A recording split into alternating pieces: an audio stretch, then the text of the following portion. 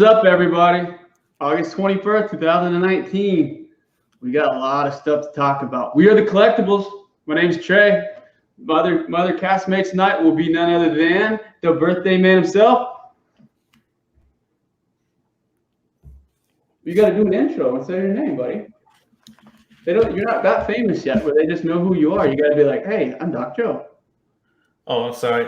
For some reason, I had two streams going at the same time, and you were in stereo, so I was fixing it. I'm good now. Doc Joe, he's the tech wizard of the group. Guys, I had to download Google Chrome. It wouldn't work on my Mac. Guys, Doc Joe's birthday is today, and he had 2 pieces of cake, so he's a little off tonight. He's a little out of sauce tonight. And everyone knows this beautiful man with his beautiful locks of hair from Colorado himself. What's up, everybody? Keith. So I apologize for not being on for the past couple weeks. I did have a little emergency surgery. I appreciate some of the well wishes. Actually, a lot of people sent me. I do appreciate that on the road to recovery. I was able to. Thankfully, I was able to go to Anaheim this weekend. I went to the UFC 241, which was kind of a mixed bag. Excited Nate Diaz won. Kind of upset Cormier lost, but. Across the street, there was a thing called the PowerCon, which is a He-Man conference. And you guys hear that noise? I don't hear it. No. What are you talking about, man? I hear it. There's like a crack. I got nothing. But like I said, the city of Anaheim it ended up being kind of a cool thing because Kevin Smith came out Sunday and announced that they're going to be a new He-Man based on the original cartoon. It's going to be a continuity of the series. So that's pretty exciting news. The PowerCon was a very interesting place to be. I will say that. Heard you had a good time. It was a good time. I enjoyed people watching. Boy, I give a lot of grief to comic book shows because lack of deodorant and lack of hygiene. Comic book people, you guys are royalty compared to the fucking PowerCon people. Not only did they take it to a whole new level of no deodorant, they had baby strollers, they had T-shirts that didn't fit. It was an interesting group of people, but the cool thing about the PowerCon thing is how happy everyone was. It was one of those things that you could tell that these people came out of the woodwork to for the PowerCon. So, well, you're in California too, so you got to expect that. That is true. You were in Oklahoma, dude. Dude, that cost of living is so freaking high. It is so ridiculous in California. I used to live there. I don't know how I see the millions of people and I just don't understand how there's that many jobs. So it was interesting. Like I said, I mean, anyone who's a fan of He-Man, which our age guys are, it's going to be pretty cool to see what Kevin Smith does with the original universe, the original storylines and things like that. So, is it going to be a live action or a cartoon? I believe it's going to be a cartoon. So, okay. And I hope they kind of make it shitty animated like it was in the 80s. I have zero issues with that. Did you watch that She-Ra on? No, I didn't watch that either. When I got told that there's lesbians in She-Ra now, I'm out. I'm serious. If we got to take shit there, I don't need to watch it. I didn't hear that, but that's cool. No, apparently they've introduced that into the world of Eternia. So I am not a big Masters of the Universe guy. No? Oh man, I used to watch that show all the time, dude. No. I'm surprised at that.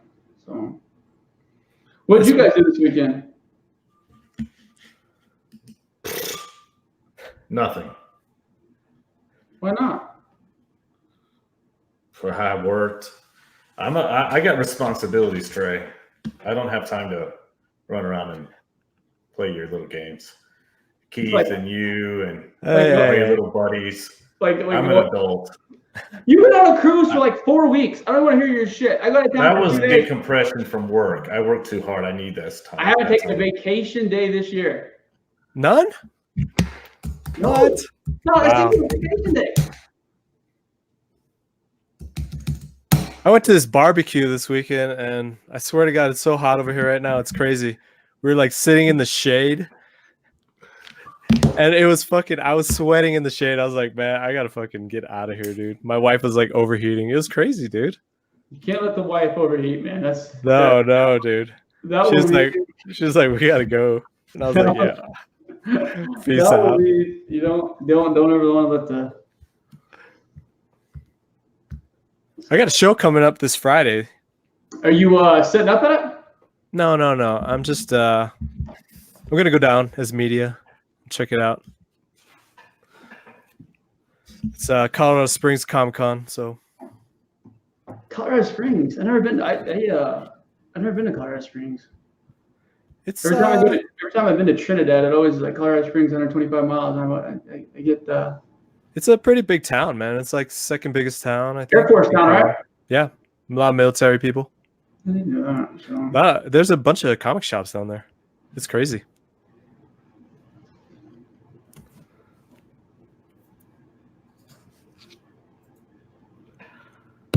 This StreamYard's a little bit different. What? The StreamYard, this new service we're using, I like it. Hey, wife.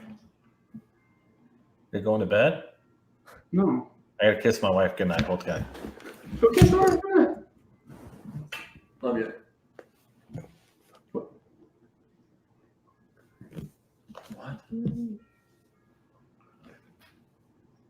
I don't want to use it.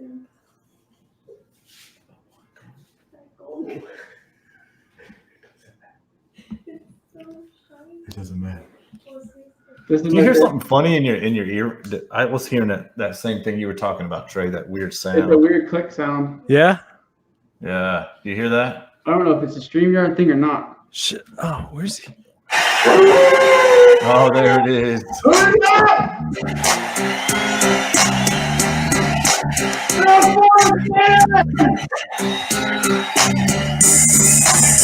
Cracks back goes on mass destruction. Guess who's here? The bad boys arrest me. Just in competition with the war, cause they mission. Not no mercy. See the race on the street. If you don't know, you better find out the war pack. Yeah, prove a blood. Number one, just believe that you don't wanna diss it with them. I'll be here for all of them. Coming to break with them. They never walking out again. So you're back on the war pack. Hey, yo. Look at it. I found this guy on the side of the highway. Comic-Con was dope. It was a lot of fun. Man, that was a good fucking show. Yeah, and the people didn't smell that well, but hey, you know what? You got to see a lot of cool shit. I even put Master Unit stuff up there. Han Solo was there. Pretty good stuff. Stuff they had. That skateboard is badass, dude. Dude, you like that? You like that? Fuck yeah. That's the Han Solo, dude. That's the Han Solo. You gotta see the back. Can I reach it? What? That's pretty awesome shit. Wow, that's dope. He has pretty awesome jewelry. We should follow that dude. What's going on, guys? No, I tell you the coolest part of PowerCon was one of my buddy who went to the PowerCon with us about 20 minutes ago sent Sean and I a video of him playing with the loose He-Man figures that he bought. He spent more at the PowerCon than Sean and I combined. He bought a couple loose figures, Beastman and some He-Man. So I thought that was actually pretty cool. Yeah.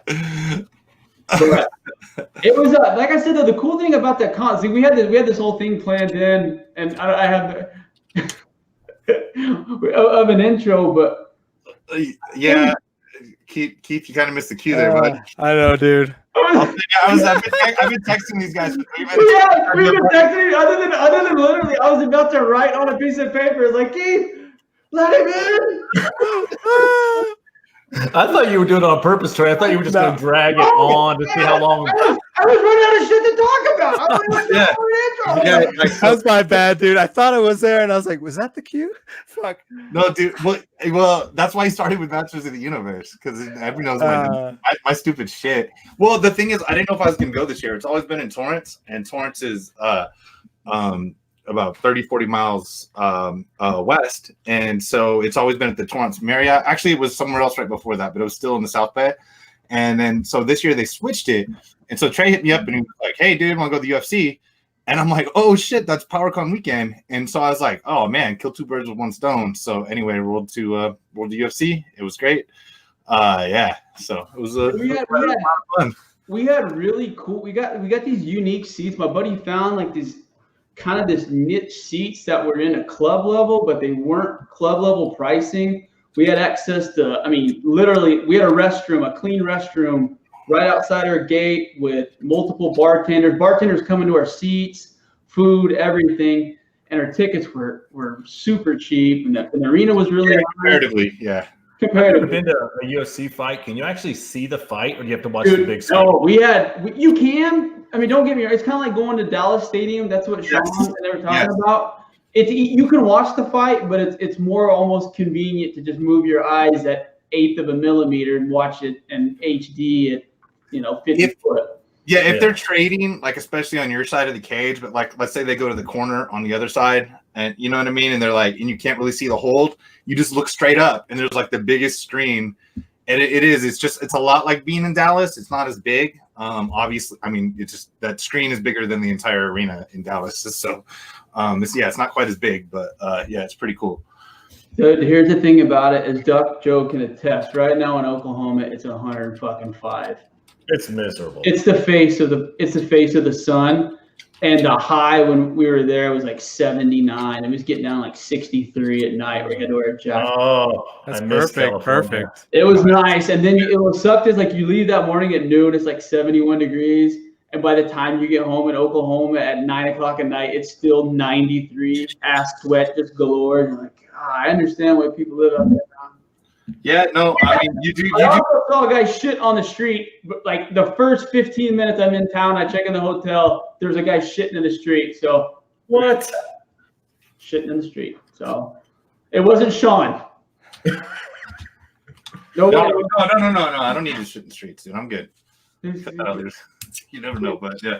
No, there was I mean, Orange County's nice weather, nice, pretty much everything in Orange County. He took us to Huntington Beach, which I'd never been to, which was really, really nice. And I mostly stay around Venice, and we went to Venice Friday morning and checked it out. I'm not talking shit, but I've never seen any place go downhill further in a year than Venice.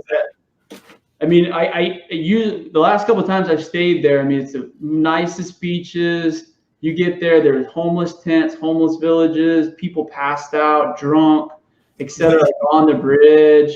It was really bad shape. It was kind of sad to see, to be honest with you. Venice, you were there kind of early this time. Venice in the morning is not exactly adorable. Like by the time they kind of clear the tents off the beach and stuff. By the time church starts showing up a little later than that.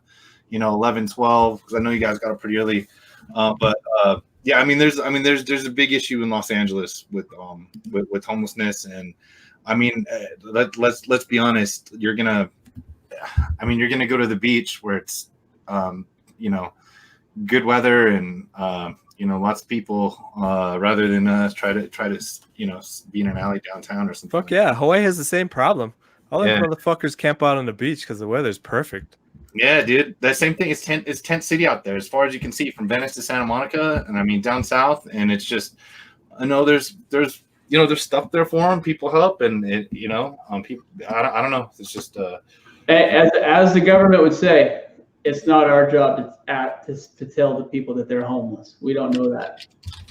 Yeah, that was the Santa Monica meeting. They said there's a homeless problem in Hyde Park, and they said, well, who are you to say they're homeless? And it's like, all right. How do we even have the discussion? You know what I mean? I'm just. That's not being rude. That's not being racist. It's like the person with nowhere to live is a homeless person. Like I don't know. Maybe one out of, you've heard of like one like homeless millionaire that nobody knew, and that like one person was nice to him all their money or something. But unfortunately, that's really not the case. So. We got a lot of news to talk about in the sports card world and the comic book world. Thankfully, we got one of the best comic book guys on tonight, and Sean. What do you And since you and I communicated regularly about comic books, what is in your personal opinion the biggest single change right now? In the industry and like the people that the CBSI people, the speculation world, what's the biggest trend you've seen going forward and going away since, like I said, kind of I've been entrenched out of it. People are just, I think people are, they're, I feel like they're quicker than they've ever been onto hot new spec. I could be wrong. I just feel like people they catch fire all of a sudden. And I kept a lot of my comicking to G Plus because we were allowed to police that. And when we thought people were shitbags or come in with with agenda, we were able to sort of shut some of that down. There are other things like and it kind of hasn't been the same for me since Google Plus was like a comic book app to me. Like it was like there was none of I had like friends, I think like friends that made Google accounts, but like not honestly, like none of my people that weren't in the comic world were really actually used Google Plus for anything. They might have an account or be like click to be my friend, posted a picture like 8 years ago once or something. But like so to me, the migration hasn't been as seamless. Like I mean the G Plus, not G Plus, CBSI, Facebook, things like that. People where I have a lot of friends there. There's no way to like communicate. There's so many. There's like 50 comments, and I find myself almost like if I even log into Facebook and it's not even. I don't do Facebook. I have an account. You can see my nickname on there. It's right behind you on the. You can find it, but it's not. It's not there because I don't want to. I don't know. I don't want Facebook to be my life. I don't want to be involved in Facebook politics, stuff like that. And it's sort of it's sort of a hassle. That's why I like G Plus so much. I just see so many people going towards whatever the next person says, and then there's just people taking someone else's opinion, sort of regurgitating that. I feel like I'd be able there's not a safe haven for people to go to and have people give proper advice. Is that?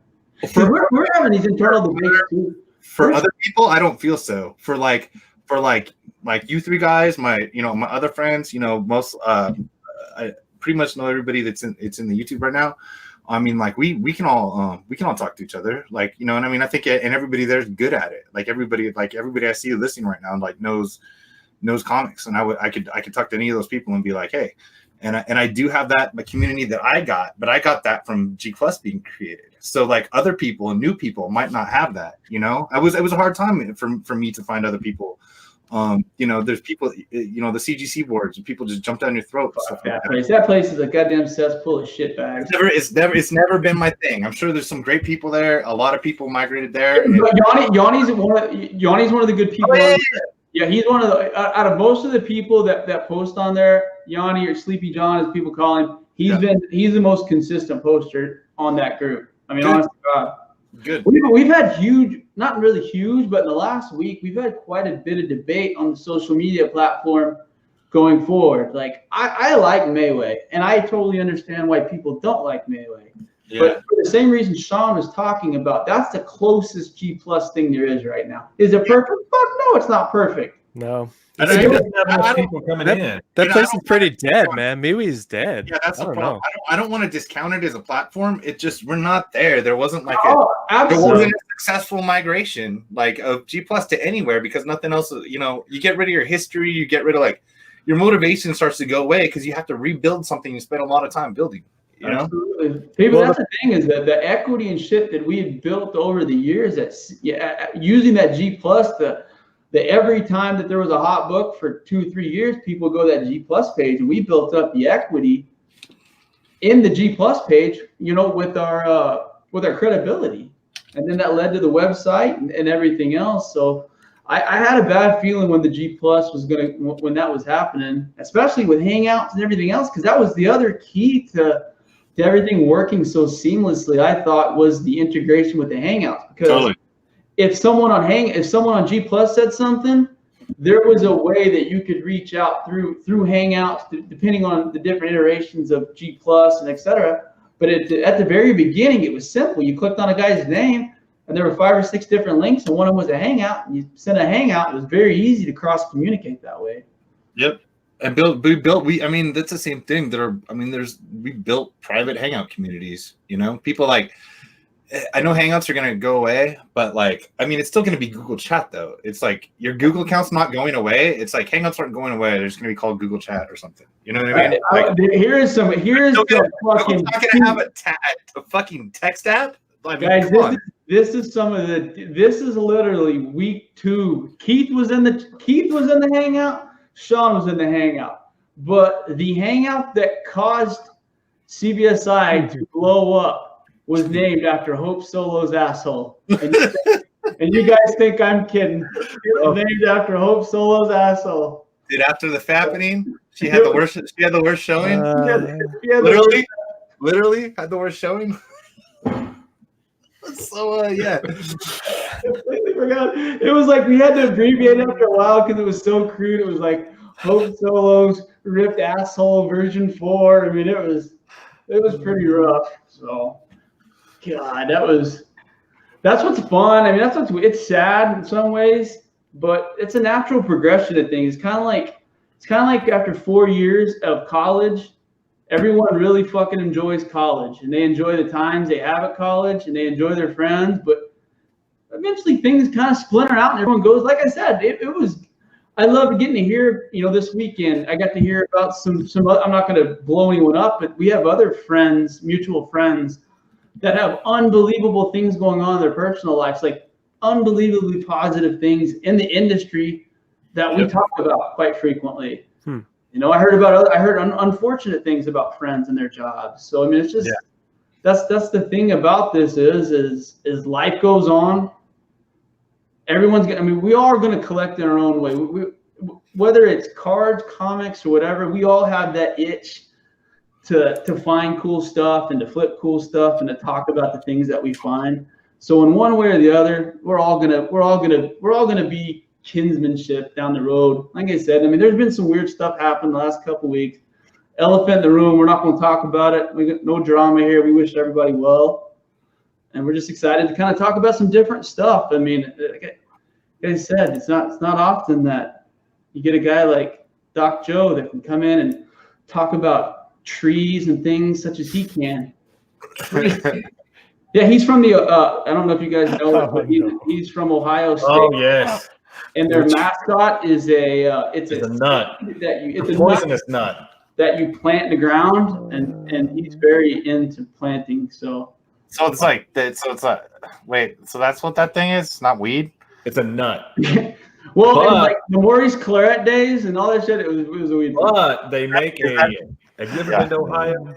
I have not. They make these chocolate peanut butter things that are called Buckeyes. They look just like the Buckeye nut, and they're delicious. I heard about those. Yeah, they're great. Chocolate covered nuts, salty balls. Okay. I don't know about salty balls, chef's salty balls. Yes. Suck them. All right, people are probably tired of listening to this fucking around.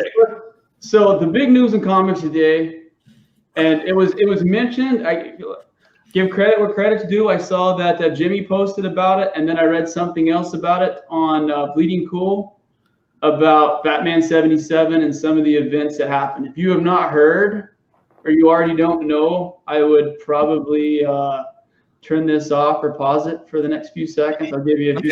I'm sure everybody knows, dude. Yeah, this is fine. All right, but just be aware if you're listening that Alfred was killed today, allegedly in the end of Batman 77. You don't know. I read the issue, and unfortunately, depending on how you look at it, it was Damien's fault. But Damien's pussy dad is in France fucking around with Catwoman after he got his ass kicked, speaking French and listening to old songs. Somebody's got to go save Alfred, and Damien went after him. The weird part of the issue was, if you read Batman 76, Tim Drake and Damien had a conversation at the end of the issue. Most people who read comics understand Damien and Tim hate each other worse than probably anyone in the DC universe. They just don't get along. But they knew they had to come up with a plan. So at the beginning of the issue, Gotham Girl, who is now the Robin of Gotham, and Thomas Wayne, the Flashpoint Batman, is the real Batman for Bane in Gotham. They told anybody in the Bat family if they stepped foot in Gotham, they'd kill Alfred. They don't know. No one knows where Batman is, and that was what Bane left the ultimatum on the city. Damian went, like I said. So this goes on. Damian takes out Gotham Girl, but Damian uses a magic spell, and he has a magic wand. That's how he takes out Gotham Girl. No explanation of where the wand came from. No explanation of anything that happened. Anyway, he gets through Gotham Girl. He gets her tied up through magic. Then he faces his other grandfather, which is Flashpoint Batman. They fight for a little bit. Damian doesn't do bad, ends up getting knocked out. They take him to Bane, and Bane does exactly what he said he was going to do if any of the Bat family steps foot in Gotham, and he snaps Alfred's neck right in front of Damian. I don't know if it's that cut and dry. If anybody's been reading Batman, the Psycho Pirate's been involved, and the Scarecrow's been involved. Those two have been inducing fear and causing emotions in Batman. That's a lot of the background story. What's going on is psychosis and shit, and psychic stuff induced by Psycho Pirate. With the magic stuff that went on earlier, I don't know what's going on, but for Tim Drake to be in it at the end of last issue and not be in it at this one, there may be a little chicanery going on. I'm not 100% sure, but I've been talking a lot of shit about Tom King's run, but the last 3 or 4 issues have been really, really good. Granted, Damian's been a part of it, so it's piqued my interest a little bit more, but he's brought it back to center very, very well, in my opinion. So this book's selling $15 to $20 for cover A. That's crazy, dude. Overnight, yeah. Sets are going for $35, I think, something like that. I don't understand the hype behind that. Well, Alfred's that's. FOMO too, dude. Never underestimate FOMO. If Aunt May died, would that be let me ask you this. If Aunt May died in the continuity of a Spider-Man comic, how would you feel about it as far as collectible? Because here's the thing, I don't think Alfred's been killed in a main continuity Batman. If you guys remember, that was the fucking tea that I heard. Do you remember when the New 52 universe came, when all that ended before Rebirth? That was the big spoiler that I heard from my DC people, is that Alfred was going to die. And I posted that on CB. That was one of the things I swung and missed huge on. So I knew that DC had at least thrown that against the wall in the last 5 years. So I knew it was on the table, but I didn't think they were going to do it the way that they did it. It was pretty brutal. So well, you can't find them. They sold out quick. My guess is they were.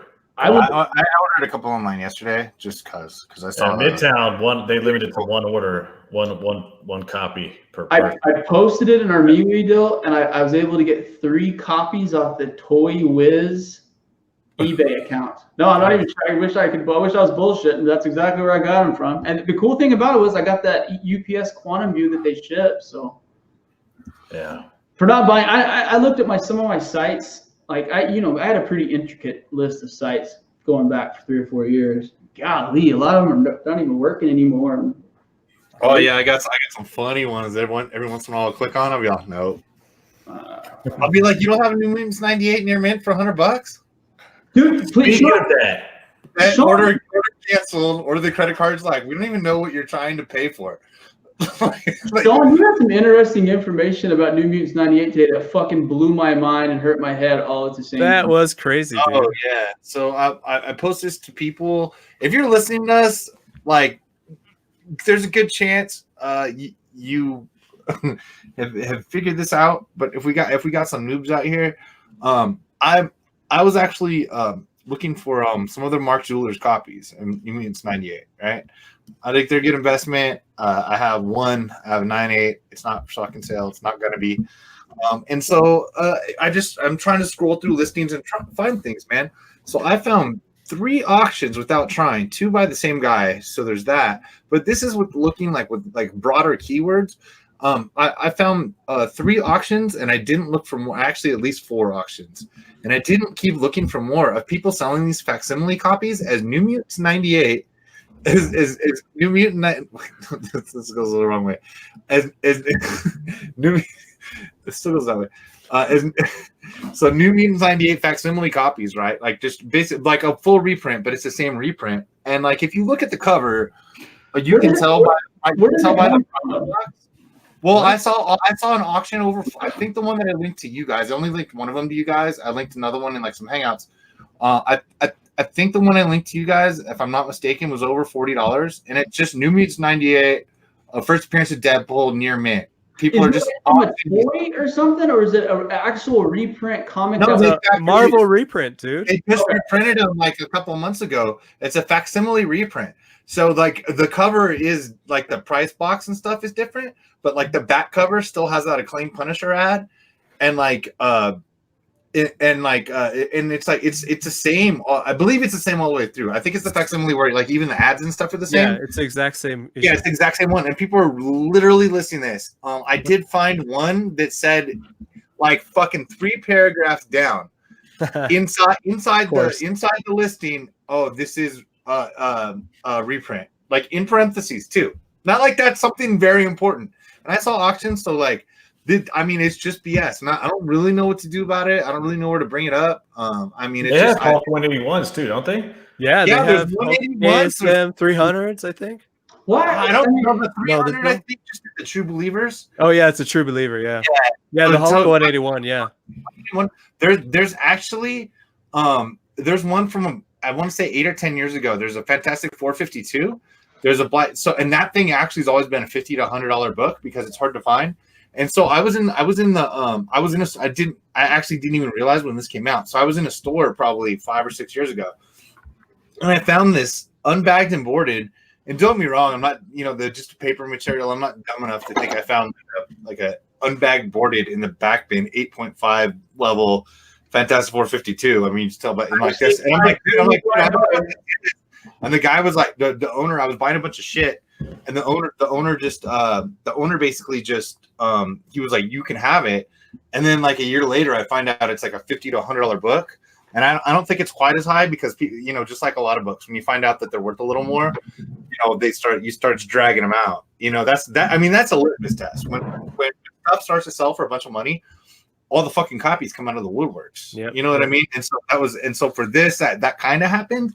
And they became rare to but they weren't easy to find. But anyway, so yeah, same thing. So I mean, if you're a comic newer person and you're listening to us, please pay attention to the price box. It's a $3.99 price, and obviously $2.99 or $3.99. But either way, obviously, I think it says $3.99. Yeah. Yeah. So it's $3.99. So you see a $3.99 price tag on there. It's not New Mutants 98 #1 or first appearance of Deadpool. It's not a first print.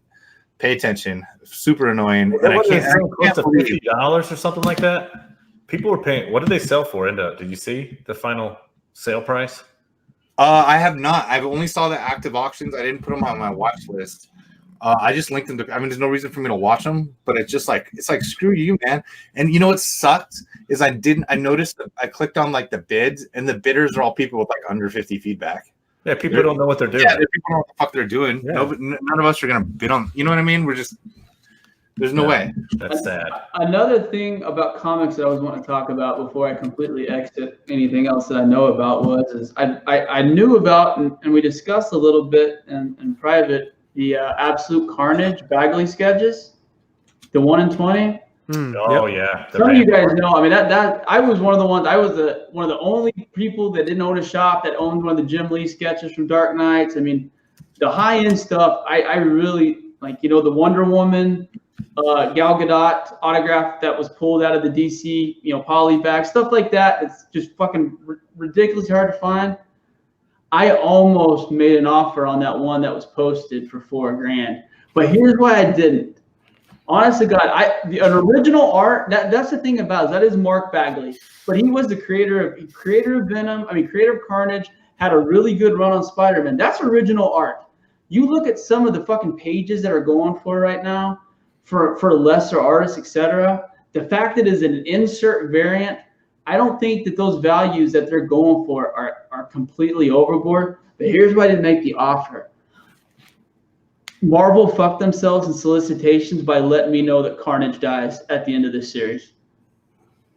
So it's one of those titles, like I said. I mean, if you know Carnage is going to die at the end of Absolute Carnage, that series relevance isn't going to have a lot going for it at the end of the line, in my opinion. You know what I mean? Yeah, Carnage will die at 6 from the solicitations, but at the same point in time, we know how many symbiotes there are, et cetera, et cetera. So I just don't think it's going to be one of those books that has any lasting, any substance in the actual book other than the sketch. So I think I'm gonna hold off. I don't think the price is wrong. I really don't. I looked at it. I don't think the price that they have on there is necessarily wrong. But So I think that what hurts that book is it's on the inside of the book, right? I kind of like that fact. You like that? I like the fact How else that can I make it random? Dude, you just fold it back and put it in a fucking. You're good. It's gonna be a purple or it's gonna be a green label anyway. But honestly, if you were an LCS owner and you had, say you were Midtown, you had 200 copies, wouldn't you be flipping to the back of every one? Absolutely, you'd look at every one of them. Dude. Why wouldn't you? If I'm not mistaken, didn't the information come out a little later? No, we knew before. Oh, you did? Sure. Okay. Because you were asking if they were going to polybag them. That would make sense. Yeah, because I was like, are they going to polybag this? But I don't think they did. So dealers or fucking store owners could have just basically flipped through it. Yeah, if you wanted to, yeah. All you have to do is look at the back, right? Well, that kind of changes things a little bit. And here's I keep saying this, but the last thing is I showed Sean, and I guess it's I had Thomas Vaith, my old buddy, who I had talked to in 2.5 years, email me and basically say, holy shit, I'm back in the comics. I just read House of X #2. Like, that comic book brought him back in the comics out of the blue. I have heard nothing but incredible things. I paid for them. I haven't downloaded them yet, but I am excited to read that. What are your thoughts on that? Are you hearing the same stuff that I am, that Hickman's hit a home run so far? And yeah, I haven't read it, but the comic shops I've talked to have all been selling out of it, and I guess all the readers like it, man. They say it's like the best X-Men story since like the 90s and shit. When Hickman's good, he's as good as anybody going, in my opinion. But he's had some new first appearances in that run. I heard there was going to be a bunch. Yeah, I know that there was a girl with Rasputin 4. Is that what her name was, or Rasputin 6? I know that she was one of the mutants on the asteroid. I haven't read it, so I'm completely talking on my ass here. But I know as far as first appearance that people were talking about Rasputin. So speaking of Rasputin, there was a secret variant that came out today. Ooh. For what? I don't know. All I know is there's two people's legs, and I'm looking through the legs, and there's a couple. There's like magic and Nightcrawler or somebody like that. But those things don't ever stay off my nipples, Trey. What are you doing? I love this Brady Bunch style shit so much. It is. It's gonna get a little taken used to. Yeah, a little bit. Hey, Sean, I did not ask you about this in person. I have a feeling that you feel the same way that I feel about this. What are your thoughts on second and third print fucking ratio variants? Oh gosh. I mean, it's just. I'm actually curious. It's just a shit crash grab, man. Like, it's kind of fucked up because they know they're exploiting the shit that. The shit that makes things valuable. It's like, let's find what makes things valuable and then advertise them. And that's not how things get valuable. Like that, it's just completely fucking not. Like if they did it, so they've only done it for that Hulk book, right? They did it a couple times, right? They did it. I'm not sure. The last one was that Marvel Comics Presents, didn't they? Gary, they did. I'll listen a minute. Hold on. And then that Captain Marvel one or whatever. So, I cannot believe that. So is it the Marvel Comics Presents the first Wolverine's daughter? That's not even like a $50 book anymore, is it? I doubt it. Yeah, I mean, there's so like the whole thing. Especially that Hulk one. I mean, that cover was so fucking bad that they had to do it as a joke. You know what I mean? Like it had to have been a joke. Like it's like with his face getting like scratched. Yeah. It's so hilarious. They're like, people actually want this? They're like, let's make a second print ratio variant. Like it had to have been a joke.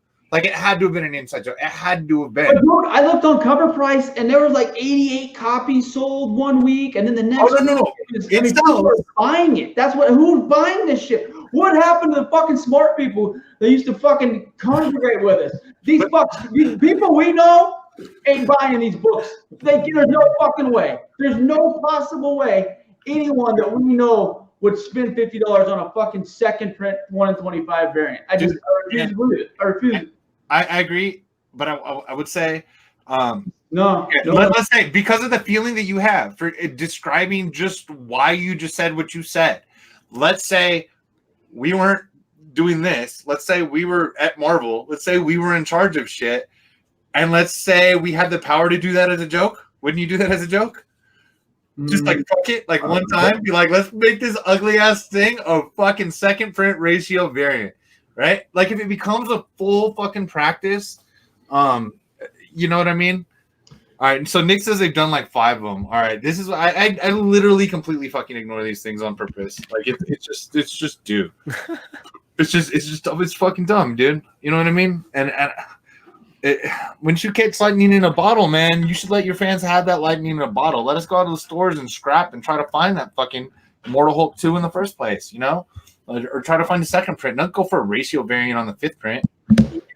That's serious, you know. The thing is, it didn't make sense to me. It just seemed like, I don't know. I'm glad you discussed. Like I said,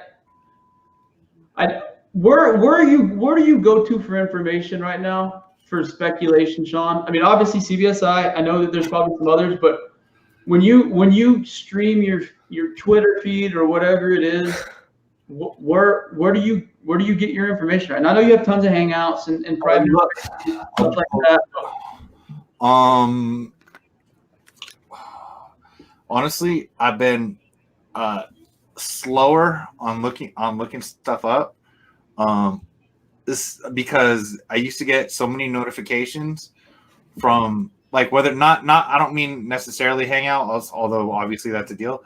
Like on G Plus and stuff like that. Like I can't turn goddamn Facebook notifications on, right? That's ridiculous. I can't. I get the MeWe, man, but it's just there's not. It's a lot of our friends posting their articles and stuff, which is great. Which is actually makes me jump on there, click through it to read that.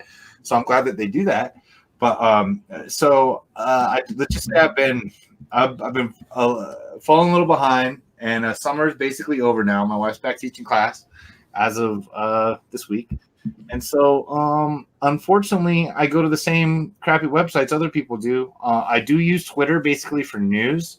I don't tweet a lot, but I use it for news. Like I have Twitter lists, so I have a comics list, I have a Raiders list, Clippers list, Angels list, like other stuff like politics lists that I shouldn't even click on because I'm a fucking moron. But like, so I use Twitter a lot. I go to the websites that everybody's heard of. Like, there's nothing I need to say up here to plug any of these people, but people know like who they are. You know what I mean?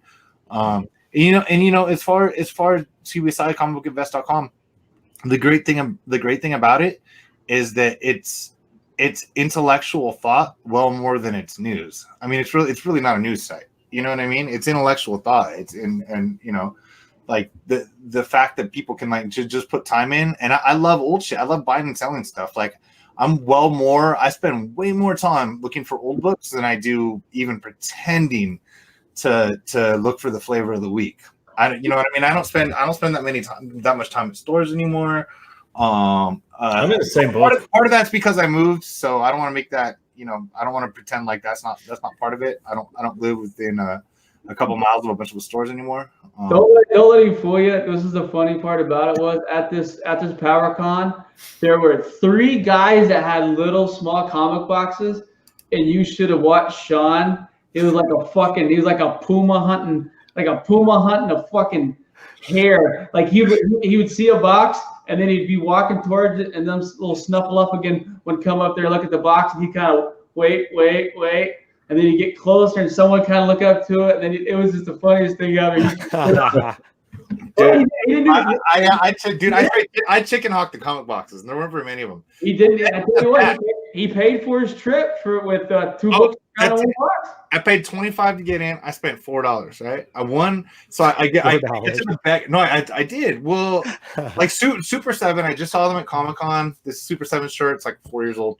I support a lot of Super 7 stuff. I love the stuff that they do. I mean, Han Solo was there, like that skateboard, but I got that at SDCC a month ago. You know what I mean? So it's like, I don't, they have great stuff, but like, in the toys, I'm not a big toy collector. The reason I'm not a big toy collector is because I like them too much, and you have finite room in your house, dude. Like, you can see one back wall. That's comics over there. There's comics right here. There's comics right there. There's a closet right there. There's comics in there and clothes. So this is my man cave for now, and this doubles as my other where I work and do other things. Good. But so. Going there and seeing all the toys and stuff, like I can't spend all the money on the toys because I don't have the place to put them. Comics like fit in a box perfectly, and those boxes slide on top of each other in a corner, right, or in a closet or under your they go everywhere. But it was great. So in the corner, I saw my niece she really likes drawing like manga style stuff, and so I saw this like used books, and it said like how to draw. And I looked in there, and they're older books, and they're a little. Let's just say she's 11, and I was like, yeah, she doesn't need to draw the women looking like this yet. But digging through there, I got a Care Bears number 7. Nice, right? For $2 with the sticker on the cover, right? And a Gargoyles number 1. So I spent $4. I had a good time looking around, seeing all the stuff. I like to go. Had a good time. It was great. Trey and his buddy Eric with me. And it was cool. So I was like, all that's going to get made back once I get the sticker off the cover of that Care Bear 7. So I did find the one $2 book that's worth $50 for some reason. And yeah, if you're listening, yes, Care Bear 7 is at least worth $50. Kind of ridiculous. All right. And for the sports cards fan, here's a little Keith. We got 11 hours, 19 minutes, and 40 seconds until one of the bigger releases of the year. 6 autographs per box for $130 a box off the fucking line. I'm going for one. You can only limit 1 per box. It's a limit 1 per box, so I'm good with that. Tomorrow, gentlemen, the first of the line 2019 Panini Contenders Draft Picks Collegiate Basketball Trading Cards come out. This will be the first. The chase for Zion. Yes, this will be the first licensed Zion. First of many. First of many, absolutely. Now, but here's the thing: an investment in the speculation world of cards. We've talked about there's a good chance that it's going to be a $500 to $1,000 card immediately. Sell it immediately. Too. Absolutely. Sell it immediately because there'll be a mad scramble for those up front, and then when the NBA license stuff comes out, those will drop fast. Exactly, because it's all a college card. It's all college cards. So yeah. This is a cash grab. This is the cool thing about cards is you can come out and just flat out say that you buy this at the one of your 6 autographs to be one of the big 3, because you'll make money with Ja Morant, you'll make money with Reddish. I mean, if you hit one of the first 3, you're not going to lose any money. And if you get lucky and hit some gold number to 25 or something stupid, exactly. Now you're taking your family to fucking Lake Como and Italy. Oh yeah. By a 22-year-old Italian chick. So if that's your thing. Okay. There you go. There's Keith. Keith woke back up. Keith, we start talking sports cards. Keith got the power of Grayskull back in him over there. He's drinking a high tea. Did you order some, Trey? I understand. Go ahead. No, check the Hangout or the StreamYard chat I sent you.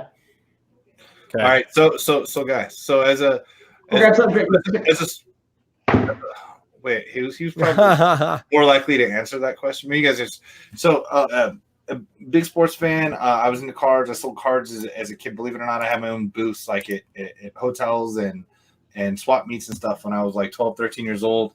When stuff was really basic. So actually my card knowledge up to like 94 or 5 is actually pretty decent because that's when I still remember things. That's when everything wasn't worth anything. Yeah, and it was pretty much. No, it was a little bit. You get like rookie sensation shirts and like you know, 91 Stadium Club and stuff like that. You know, you're even Upper Deck Griffies, things like that. So I was gonna ask Trey. So to the people like me that may know sports and don't know this, so it's the Panini set. Like what? Like so basically, is like.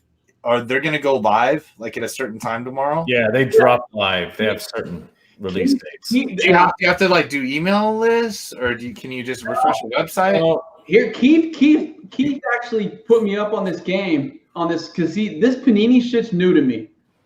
Yeah, This is a the new brand of cards, etc. But here's what's crazy is every release they do something called first off the line. Yeah.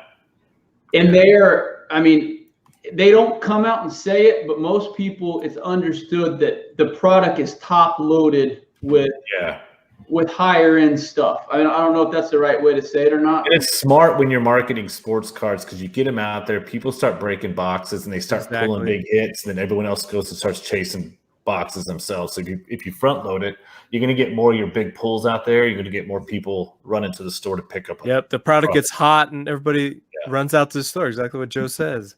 It seems like the prices on the box also go up too, though. Yeah, you're exactly right. Like once these Zion cards hit the market and these first aligns, because people break them, and they do those card breaks online, and they have thousands of views, and it's a really big thing online. But he said it the best. I mean, when Prism was sold out at the retail level, even the hobby boxes, and everything. I mean, you can use them as a currency to flip. I mean, those $130 boxes that come out tomorrow, these will be $250 by end of this month. So, yeah, that's the big advantage of first off the line because the prices aren't all jacked up, you know. Yeah. And then September 1st, that's 2 weeks. Yeah, 10 days. Bowman Chrome Baseball comes out. That's what, if you're a baseball card collector, that's the set you want.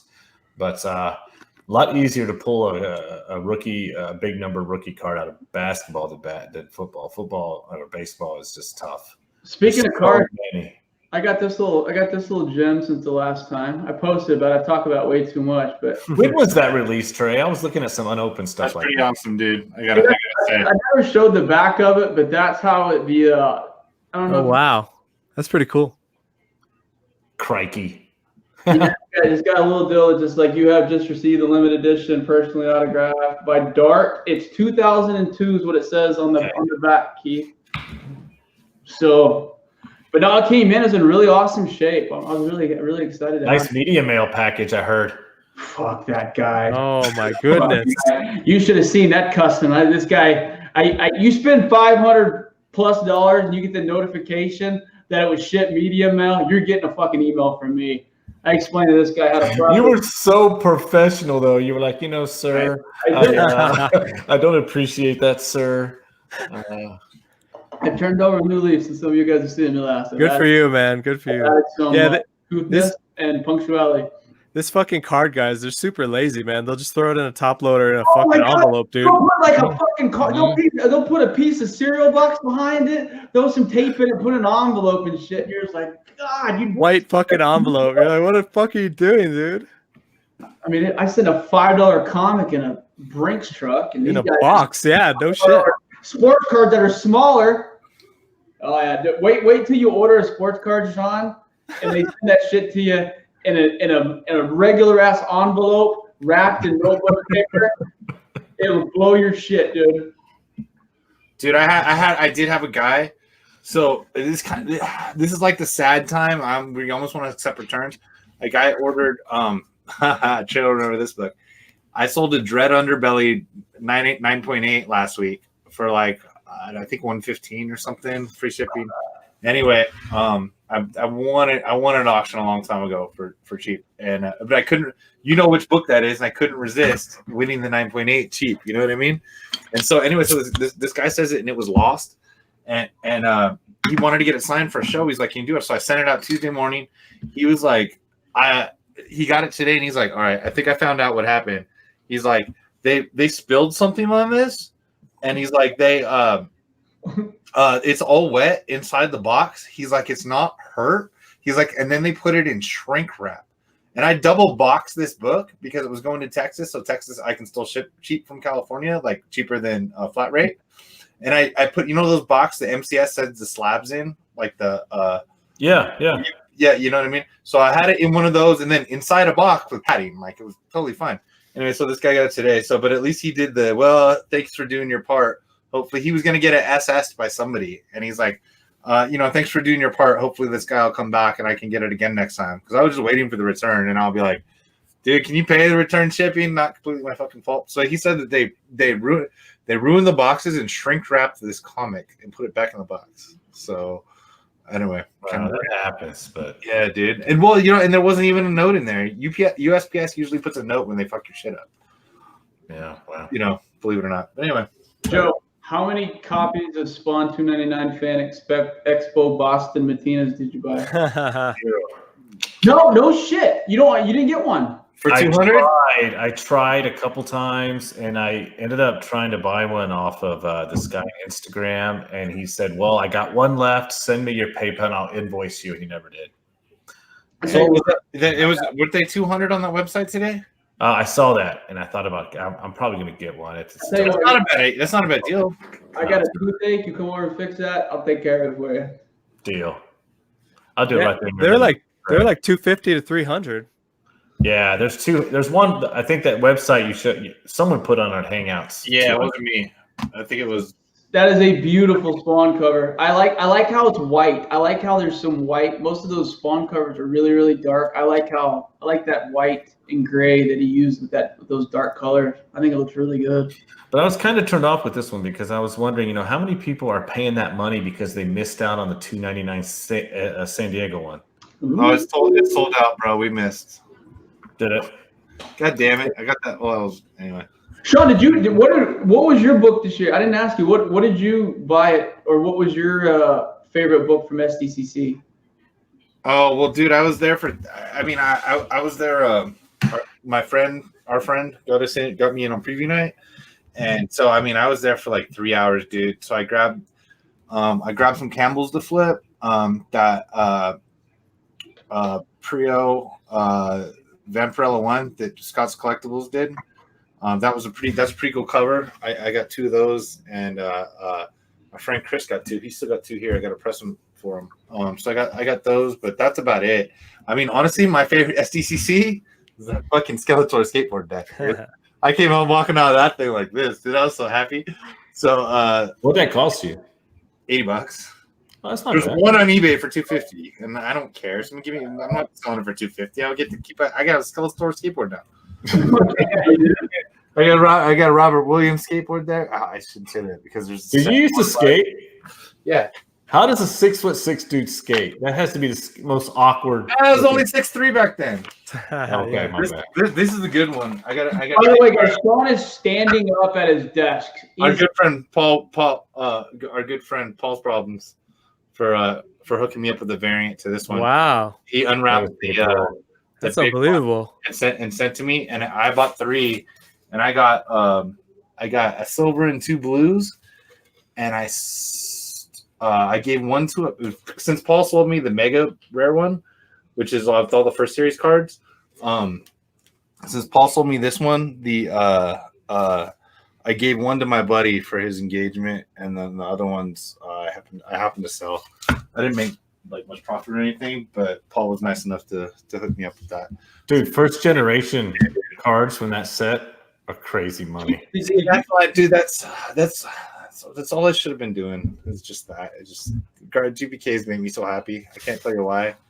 That's great. Did I not have a Super 7 Garbage Pail Kid Hollywood Monster shirt on Saturday? That's what I was gonna say. If you guys don't think that Sean's legitimately about that life, the day after the con, he had a fucking Garbage Pail Kid shirt on. It's like the original like the 7 original Garbage Kids. Here's the best part about going to a con or anything with Sean, though, because he's kind of like your dad. You can always look up and find him. Like if you get lost, you like have that little moment of panic, you can always look up and you can always see Sean above everyone else. And there it is. Dude, I always tell people, I go, look, we get separated, you gotta look for me. You know what I mean? Especially especially wife, women I've dated. Like if we get separated, I'm the tall one. All right, I'm going to transition into this. I want to give a shout out to our boy Heartless Art for his fucking monster Bowman. Oh, the Bowman Platinum. Yeah, that was dope, dude. He got a fucking, I cannot believe it, that he got an Acuna autograph, a beautiful Acuna autograph, on-card autograph. That's rare as hell. Was it to number 50? I think 50, right? I thought was it 25 Was or it 25? You have a better I memory. think it's 25. And same pack, the one-of-one printing plate. That's of, crazy, dude. One of one Tatis. Tatis. Yeah. So shout out. That's what's cool is I love seeing that when random people are buying cards and pulling monsters. And what's cool about that Acuna, and I'm gonna let Keith talk about that and with a little bit what's going on with his tops traded right now. But holy smokes, guys, he's got to run out. He's got to run out his fly ball. There's a 25. Which one? There's a Out of 25. It's out of 25. I don't know. There's a Topps Finest Acuna bat down variant. Have you seen it? It's update. Topps update. Is it Topps Update, the bat Yeah. down? Yeah. Hey, Yeah, what does that sell for raw? Just a raw I make think copy? it's going for like 2 or 3. 200 or 300. Yeah, between 2 and 3. It's short print. It's like that high number short print Yeah. stuff, right? Yeah, what's crazy about That's Acuna, just man? hard to own right there. Keith, Yeah. this fancy. We were able to share screens, but we're not smart enough to figure it out. No, we don't have it down yet on the new thing. Sorry. Yeah, we definitely. I didn't mean to interrupt. I was gonna show. I don't have any porn on the other side of my screen, so but like there's nothing on my screen you want to see either. So Shut up. But that Acuna card, I guess there are 2 from that set, but I think he was finishing his swing and the bat was facing down. Yeah, so that's the one. the regular print card. Dude, there's so many of those cards out there though. It's crazy. That card blew up from like $50 a couple weeks ago for a PSA 9 10.0 to going over like 130 now. It's crazy. Oh, for the one you're talking The about. regular, yeah. And there's like thousands of them. Uh-huh. There's thousands of them out there, man. Sean, here's the other thing cool about sports cards is they're in the same stage of things as in grading. They're actually further than comics are in grading, but they're doing the same thing. I mean, it's crazy. You can flip cards the same way. You can find a really high grade raw card, turn it in, get it graded, and triple and quadruple the prices. I mean, that's what Joe was showing us some stuff a couple weeks back about Derek Jeter's. yeah, It was like, was it the 92 SP? Is that what you bought? 93, and it's stupid crazy because PSA's been they're the equivalent to CGC, and then BGS came along, and 9.5 was the equivalent to a PSA 10. But now everybody wants the pristine 10s and BGS, so the 9.5s for that Jeter, you're looking at a $1,500 card, but a PSA 10 is getting close to $6,000 now. Yeah, it's just No, a PSA 9 is going for about $6,000. A PSA 10, you're looking at 10, 15,000 for that Yeah, card. that's a huge spread, man. hey Sean, you know what I learned? You can press sports cards.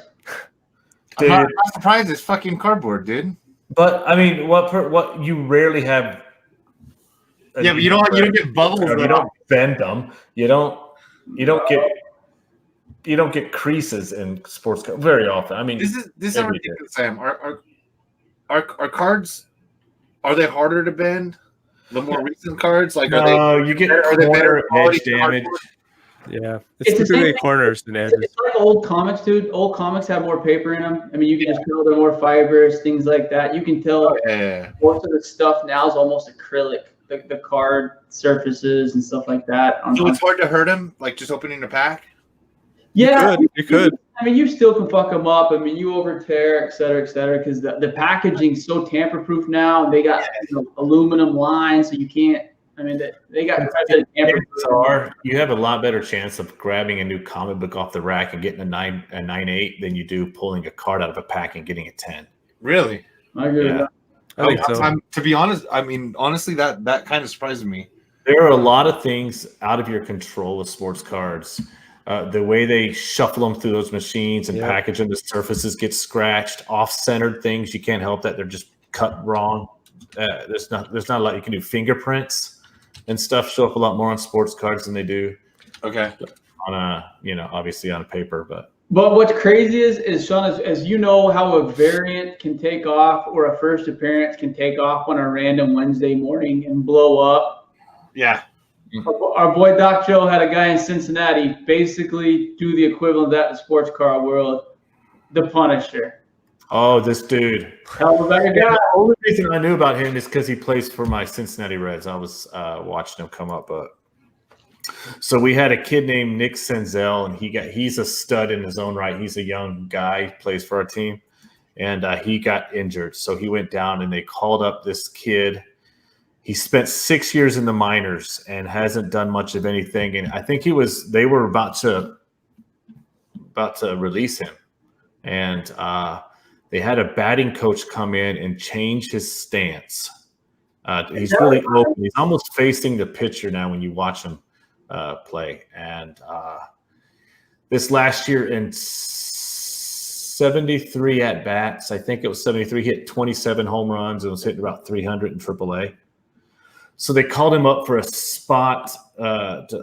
couple spot starts while Senzel was down. And this dude, no one in the history of this game, and that's saying something because baseball's around the 1800s, right? 1880s, I think. Yep, 1808, 1881. 1880s, I think 1880s. I could be wrong, but no one in the history of the game has come out like he has. I think 16 games in, he was batting 400 with 11 home runs and 22 RBIs in 16 games.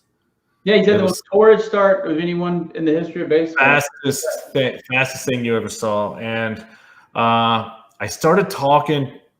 I mentioned it to Trey and Keith at a time where he only had one card too. 2006? No, 2000. What year is it? Oh, I got it right here. Hold up. 2016. It's a first Bowman though, right? 16? Yeah, I think it's 16 Bowman. This is his the light is That's a refractor, isn't it? No. There it is. There you go. That's his regular First Bowman auto. First Bowman, and he didn't have one that wasn't auto. This was the only one. Here's the thing, when it comes to Bowman, the equivalent, this is like a non-variant. That's the non-variant version. Yeah. So this card could have been bought for what, $20? Oh, fucking 2 weeks ago, you could have got it for $8. You go back and look before you got called up. It was selling sporadically between $6 and $8. And now what? I think 120, something like that. Fucking 120, 130. I would buy one for 120 right now. I got this one. That's the one. Yeah, that's the beauty. This one is numbered to 150. I thought I paid too much. I paid $80 for this. Oh my God! I offered him double, and he turned it down. And, how much is that? That blue, is it up to 500 yet? 380 is the last one I saw sell. That's not bad, but I mean, it's like Joe was saying. I mean, 3 weeks ago you could have got that card for $50. Yeah. And now and made 300 off of it. There's opportunities in all collectibles. I mean, we vaguely talked about shoes and things like that. We may talk about shoes more going forward if we get to know a little bit more about them. But there's just so much cool shit that you can collect, and other people are looking for. He's got a nickname, the Punisher, man. That's just bad. Yeah, dude. I didn't realize he was as big as he was. They said he's 6'4", 220, something like that. Yeah, he's fucking Sean size. But what's amazing about this kid? 6'4", is that short? Sean can't hit like him anymore.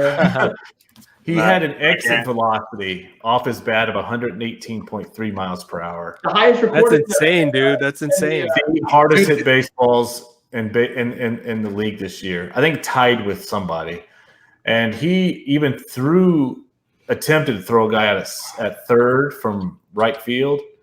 They clocked his throw to third base at 101.5 miles per hour, which is the fastest fastest throw by a position player all season too. But here's something else I want people to in the sports card world to consider. They're like, he's kind of old. They're a little bit nervous of him. People forget Aaron Judge was the exact same age as Aquino was when he got called up 2 years ago. Exact same age. And look what Judge's rookie cards are going for. It'll fucking literally blow your mind. You think some of the variants and first appearances have some high prices? Go look what Aaron Judge and Giancarlo Stanton's graded rookie cards go for. Couple mortgages and then some.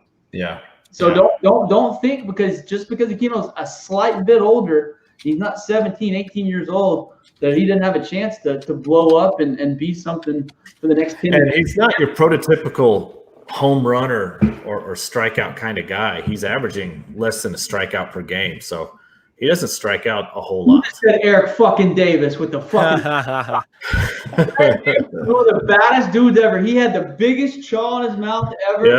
Yeah. Yank that bat like that and hold it up. Eric Davis, that was a badass red. He was. Eric the Red, they called him. He ended up playing did he finish his career with the A's? He didn't finish it in Cincinnati. I don't remember where he went. But the thing is though, if you remember like how low you hold that bat and like how quick it was, but the thing is he beat for his fucking like that kind of.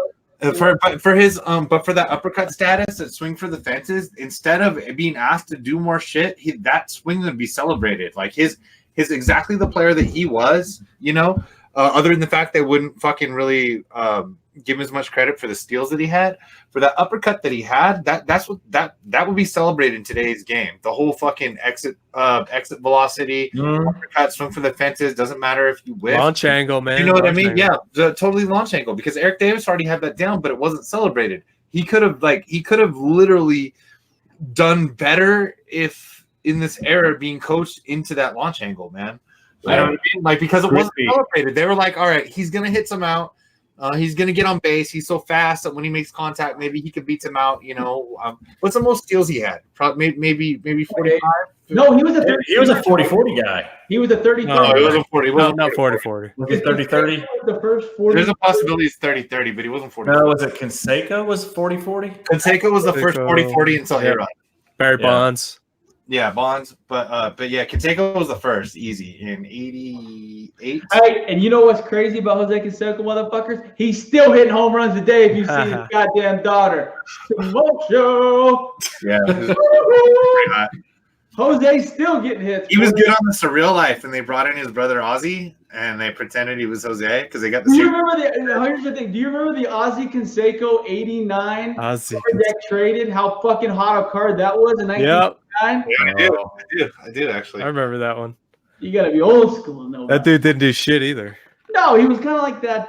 I mean, he had more than a cup of coffee. Like he wasn't Jose. He was like Billy Ripken. He just lived off his brother. The last name.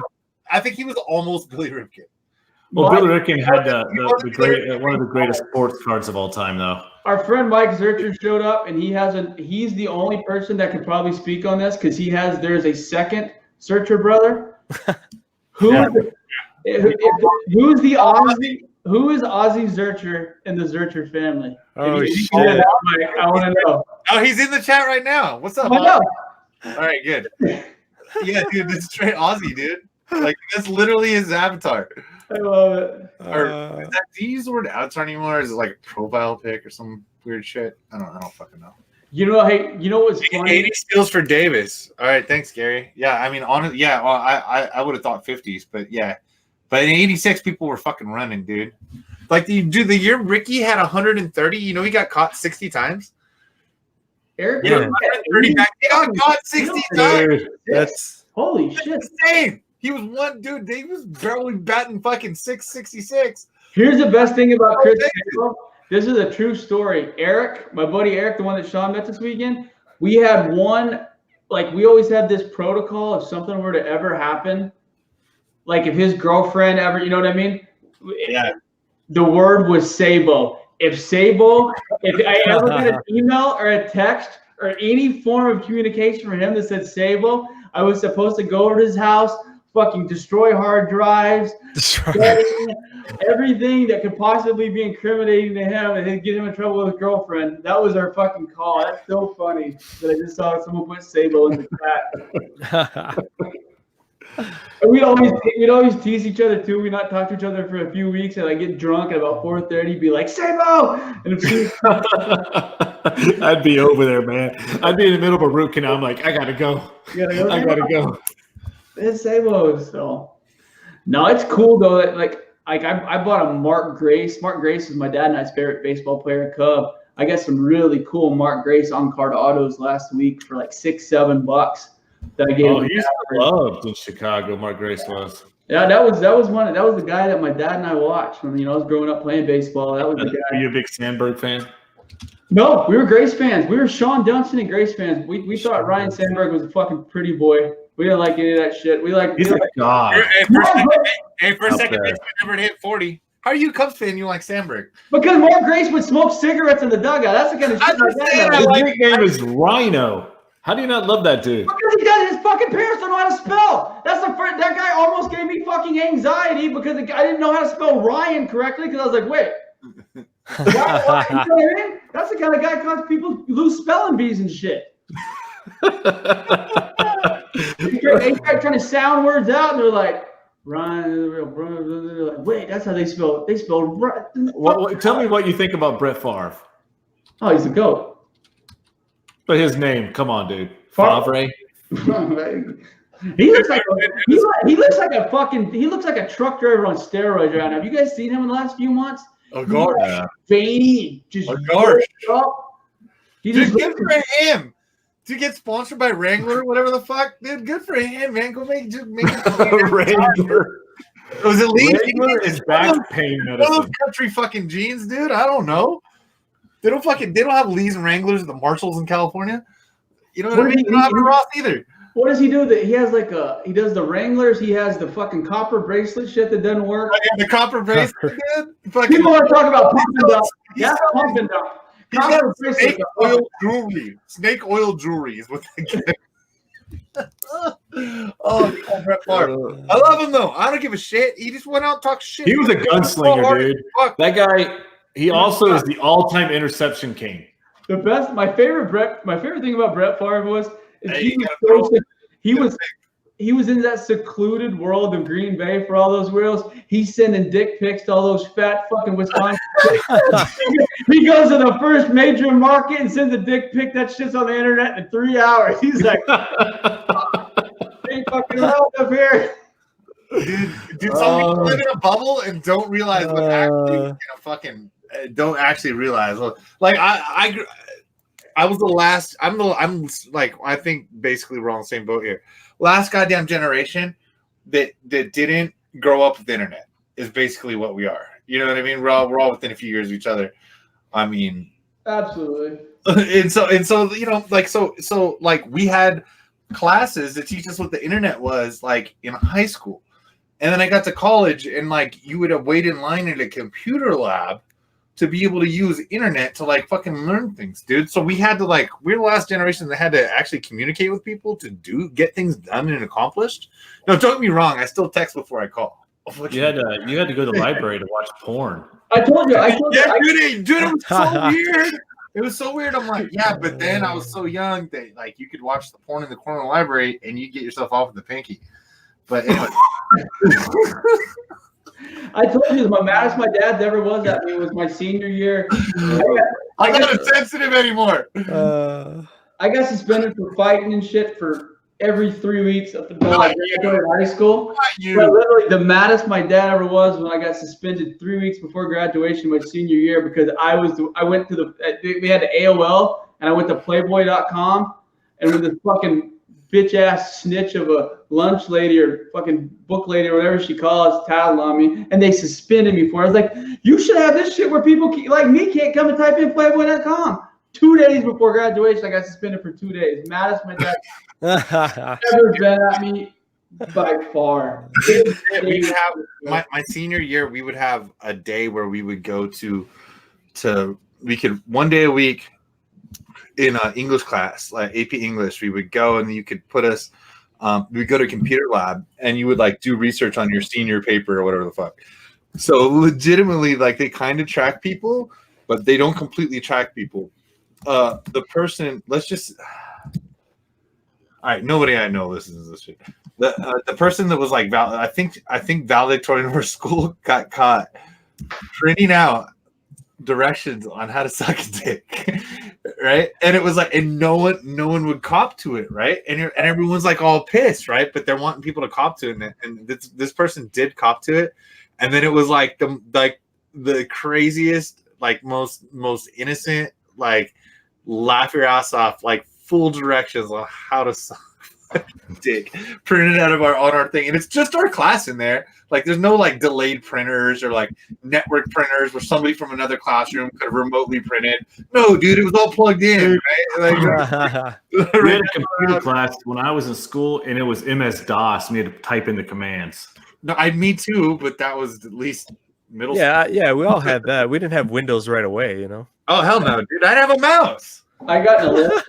Where in the world's coming San Diego? I never got it. I just would click on things with a keyboard.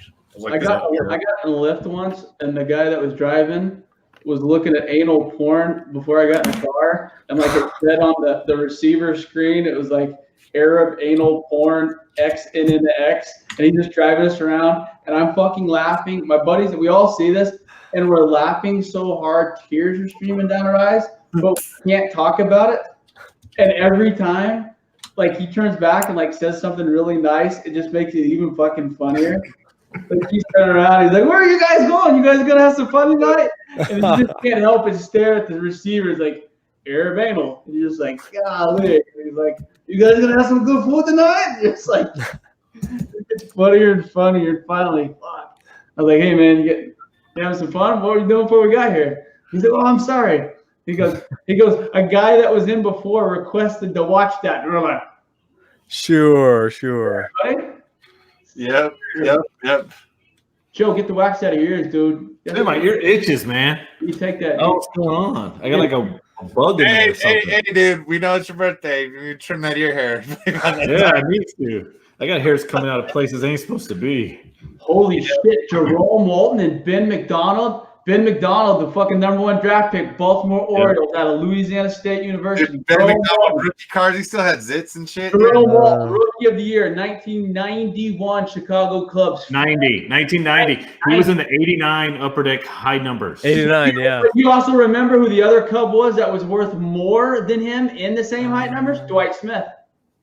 Dwight Smith. Yeah, I remember that one. Dwight Smith was more.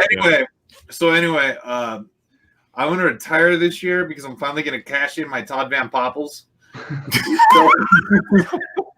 Todd Van Poppel, I remember that dude. Who was the dude with one hand? The pitcher. Abbott. Jim fucking Abbott. The greatest Abbott. pitcher of all time. Jim Abbott. Go ahead. This is Guy slung dick with one hand and a fucking glove. He had the badass 3D motion card. I wonder what it would feel like to get punched by a nub. Joe probably remembers. Do you remember the 89 Upper Deck high numbers? Todd Zeal for the Cardinals. Jerome Walton, Dwight Smith, and the Nolan Ryan throwing the football. Who was the pitch? Rick Ankiel. Remember that dude? Yeah, that was. Dude, that was the hottest card on the planet. I smoked. I went 2 for 3 against Rick Ankiel in Sunbelt in Oklahoma City. Fuck Rick Ankiel. 2 out of 3. I ripped him. I hit him so hard at the middle. The first at bat, I knew he was going to throw. I was the first player of the game. I knew he was going to throw a fastball in the middle. I roped it right up the gut. He struck me out the second time. Third at bat, I hit him for a double. Trey fucking wins. Suck my dick. Come on the podcast. And the Cardinals drafted him. Come on the podcast. Apologize. Everything will be good. There you go. I did not play, but practice with because he's younger than me. My high school coach was Joe Vargas. Was an amazing coach. His Jason Vargas is his son. So Jason Vargas is from here, and like we're like, damn, who's this little fucking lefty fucking digging these balls out of first? And he's like 11 years old and shit like that. And it was fucking Jason Vargas, dude. And apparently, he makes a lot of money. Yeah, shit too, because he's from Victorville, motherfucker. That's why. Dude, this Tatis Jr. kid, he very well could follow the same line as some of these people we're talking about because Yeah. he is injury prone. That's what I was saying earlier, man. He had a hamstring out 40 Yeah, games, and now he's back. He's done for the year. But I a lot of people think that it's not necessarily a back and that the Padres are just basically sitting him. Yeah. They got nothing to gain, right? They're doing like what LeBron did the last few weeks against the season. I mean, they're doing nothing but putting more and wear and tear on you. But at the same point in time, they value that those first year, they value a total at bats that first year, being able to see pitches and major league ballparks. So yeah, you figure he's needing experience right now, right? More than anything. So if they're not going to have a legit injury, why would they sit him down? Well, also, if you know you got what you got, it's a good time for September call-ups too. Absolutely, that's true, guys. If you know, Padres ain't going anywhere anyway. No. Yeah. I mean, my Reds took 2 out of 3. As fucking usual. Fuck. Look at the Blue Jays though. All those guys are playing. Oh, Bichette is a stud. Yeah, Blue Jays don't have a chance at anything, and all those guys are playing. So I don't understand. That team is going to have a lineup in the next couple of years, and they're going to be able to put a lot of money into pitching because they got nothing tied up in that lineup. Those are all so young that they're going to be good soon. Probably in the next 2 to 3 years, I imagine. I mean, you want to talk about Canada's finest? How about the one that just came home to Southern Cal? I don't know who that is. Kawhi Leonard, motherfucker. Jeez. I had to pay the piper to Sean this weekend and wish him luck. I hope I hope them or Houston win it this year. We couldn't get it out. Well, I got a Bruin over there, but now, but that's it. Yeah, I'm pretty sure Trey and I were both a little surprised. Well, I wouldn't. Trey. There's a good chance Trey was asleep because it was 3 a.m. I got the alert at almost midnight. That fucking from I turned on Shams and Woj's tweet alerts, right? And I'm just waiting, quiet. Come on, man. Clippers been the butt or whatever. I'm a Clipper fan. I'm waiting for this for so long, and then all of a sudden, right? Fucking it says. You know, Kawhi Leonard's gonna be Clipper. I jump out of bed. I'm running around naked around my house, right? And then all of a sudden it's like, and Paul George is going to be a Clipper too for all the fucking draft picks we had, which I don't give a shit. This isn't the NFL. Those draft picks are like they're good. I mean, don't get me wrong, but like, if you have to get Kawhi Leonard and Paul George, you give up. You made the right choice. Draft pick, yeah, totally. If you get one title out of this, it was worth it. Yeah. Oh, dude. Yeah. I'm especially, dude. Even I mean, I'm a fucking Clippers fan, dude. There's no. I don't give a flying fuck. This isn't the NFL where you give NFL picks are worth their weight in gold, okay? But it's the only sport that the players are. You know what I mean? Like a top 10 pick or something like that. So they did it. They did what they had to do, and I was pretty goddamn excited. Just be happy. I was already in bed. I literally jumped up, ran. I threw on my fucking Nike 15-year-old Lamar Odom fucking Clippers jersey, right? Put on a Clippers hat, put on shorts, dude. Told my wife, I'll see you later. I went to the bar down the street just so I could walk around with the Clippers jersey in public at the moment, right? I didn't take it off for like 3 days. Yeah, just be happy they didn't sign Boogie Cousins. Well, I was signing him, but we didn't have to because we already fleeced the fucking Lakers for Zubac's just months before that. Like he was a great piece for you guys to get. Seriously, Zubac. I think a stretch 5. I mean, the guys are great. Stretch 5 too. Yeah, I like European stretch 5s, the ones that don't speak English and shoot free throws real good and shit. His English, all right.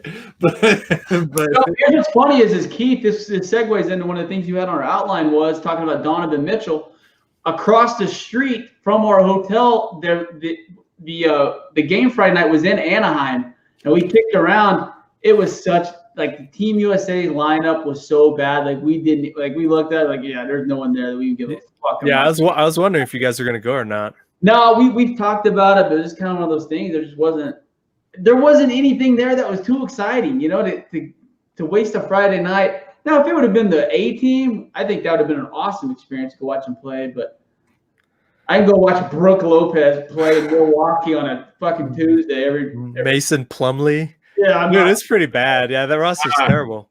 What do you guys should do? Trey and I, we almost went to the Angel game, I was getting down there just before the game, and Sean literally scared a whole bar during the Angels game. Trout hits a fucking 475 oppo, and Sean literally stands up and goes, Trouty!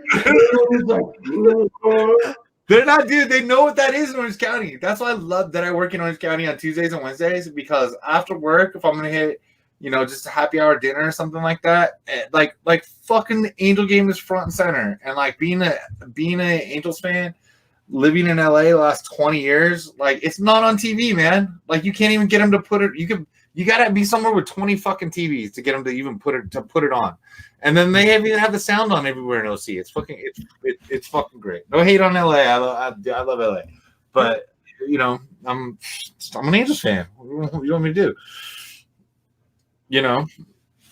Wow. But yeah, which that was great. So I do yell Trouty. They mostly know what I'm saying. But that was we went on another train. Trey and I usually see sunsets. This time we saw fireworks. Oh, that's so romantic.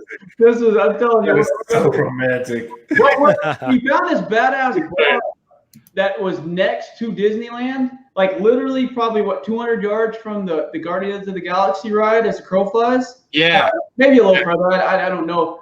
But so they do that Disney firework deal every night, I guess, where they do a fireworks display. So what the DJ did is as the fireworks were going off at Disney, they played the music. The DJ put on like Disneyland, like, let it go, whatever that stupid fucking song was from Frozen. Everyone was singing, and he keeps going over. And the best part about it was there's 45 guys our age with their camera phones out videotape it like they're gonna go home and watch it again. It's like, what the fuck's wrong with you guys? They're goddamn Disneyland tourists, dude. You can't get away with Disneyland tourists. Dude, they don't see fireworks. It was like the craziest thing at the UFC.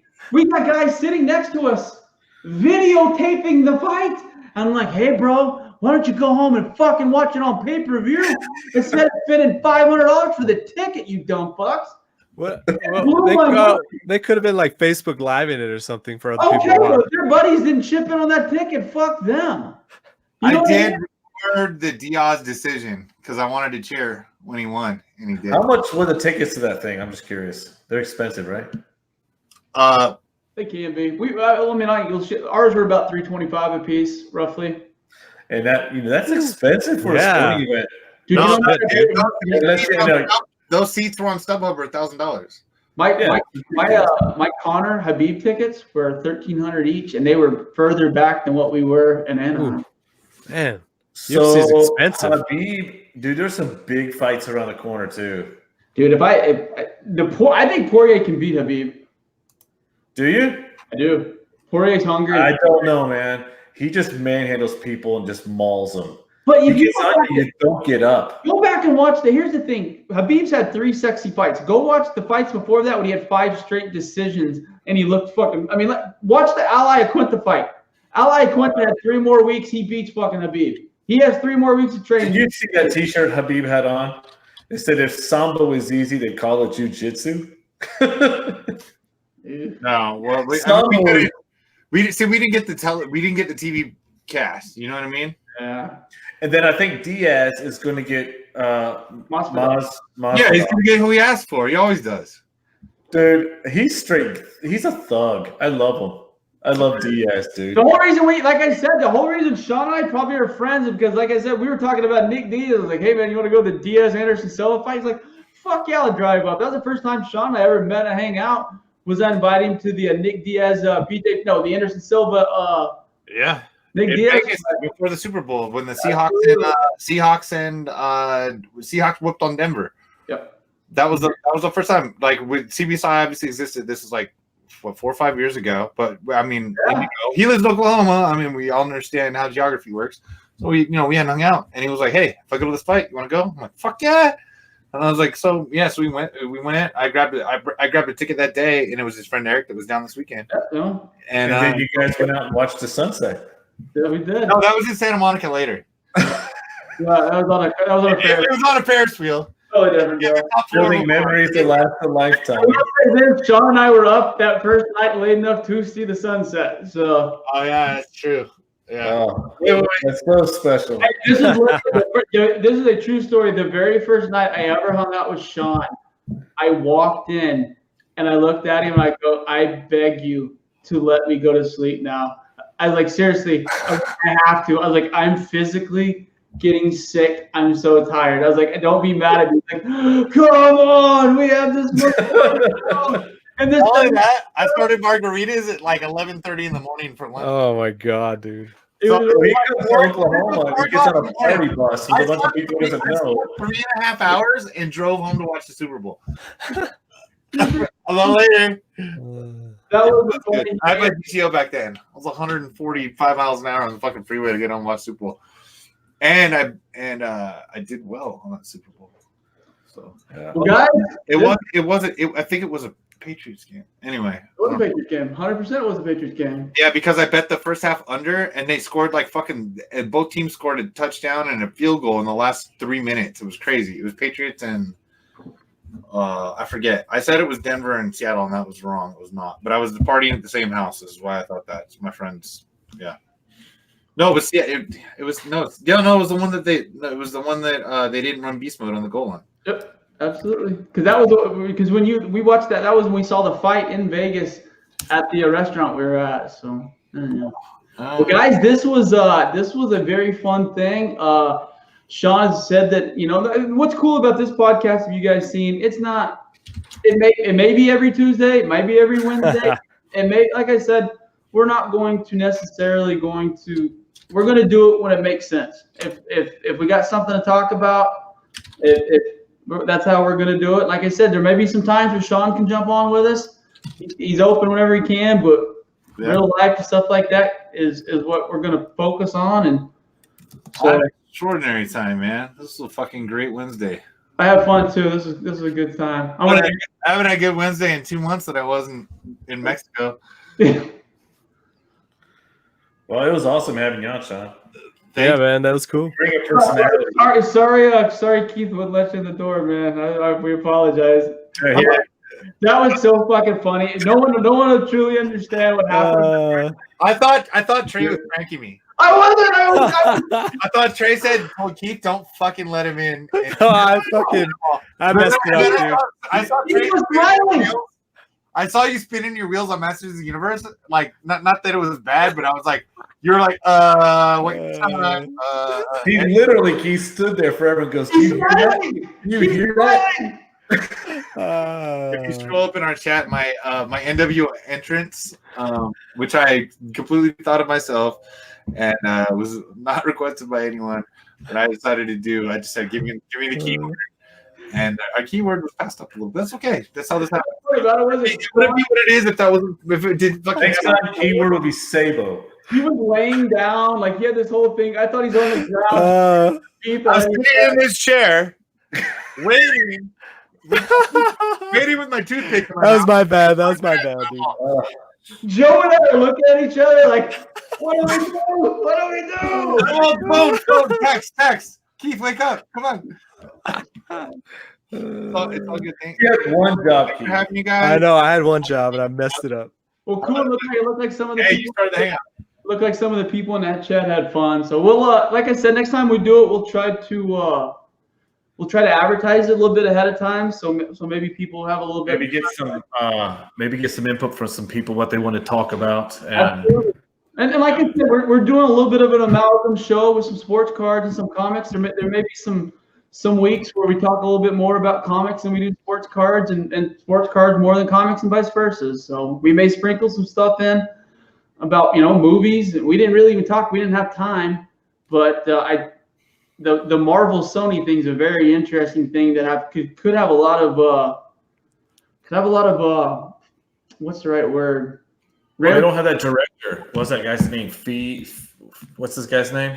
Who the Marvel director who everything he touches turns to gold guy? Kevin Feige. Is that his name, Feige? Yeah, apparently, with Marvel gone, he's not going to be producing them now. So yeah, well, I mean, if Spider-Man's not Marvel, Spider-Man movies. That's quite big news in the so we talked about this. I said that Marvel is due for some shitty luck, and I got it. all three of these guys beat the shit out of me with fucking Not me, man. I was on the outside looking in. bars of soap and a fucking pillowcase and beat the shit out of me yesterday when I said it. Marvel got lucky. So Yeah. we can talk about it more next week. But like I said, I appreciate everyone. Everyone have a good, safe rest of the week. Keep drama-free week and enjoy the steak. Appreciate it, guys. See you, boys. Cool. Later.